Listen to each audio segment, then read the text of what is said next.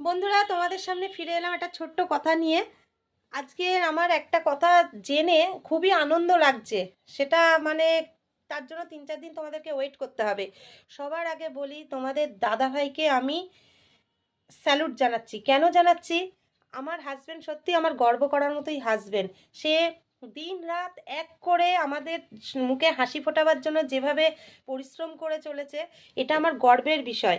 আর সবার আগে বলবো, সবার আগে মানে আমার প্রণাম জানাবো আমার মাকে। আমার মা নিজে হাতে এরম একটা সুপাত্রের হাতে আমাকে দান করে গেছে।